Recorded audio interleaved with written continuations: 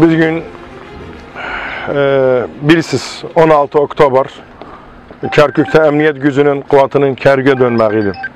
Ama buranın içinde tekrar ben buradan milletimize onu diyelim ki hiç kimse demesin ki Türkmen'in de gücü yoktu. Türkmen'in de askeri var, kuvveti var, imanı var, insanı var, milleti var, azimeti de var. Tek şehidimizi bugün burada hatırlatmak için buraya geldik.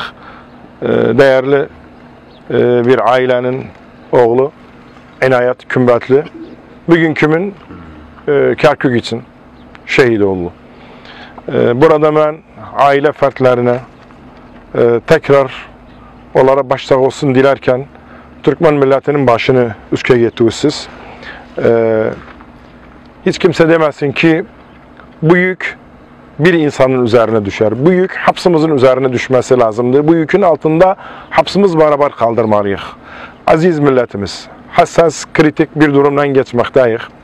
İmkan dahilinde düşmanlarımız, terör, irhab, DAEŞ, PKK, YPG bunlar hepsi bize hedef alırlar.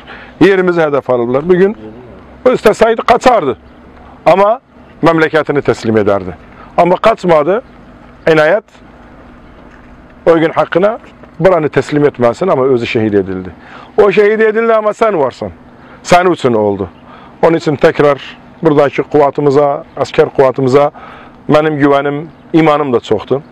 Hiç kimse de zannetmesin ki bu zulüm devam eder. Zulüm devam etmez hiçbir zaman. Zalimin de bir günü vardı. Kesinlikle biz bir el, bir gevul olmalıyız. Kimi asker olarak qital edir, kimi siyasi olarak seçimlerde, intikabatlarda devrini oynarı, kimi iş adamıdır, zengindi, durumu iyiydi, fakir ailelerin yanında durmak icap edir. Ele ele bel de bele. Hapsımız bir gevul. Birbirimizi kırmakla bir yere varmarıq.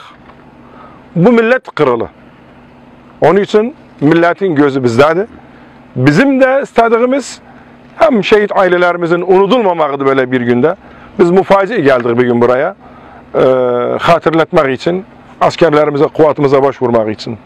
Tekrar milletimize onu diyelim ki, seni bir şehidi var ise, demek ki benim tayinim olmadı, ben intikabata gitmem. O zaman bu özünü şehit etmezdi. Aziz milletimize tekrar onu diyelim. Gelecekteki intikabatlar senin varlığıdır. Bu senin hatırı için şehit edilipti.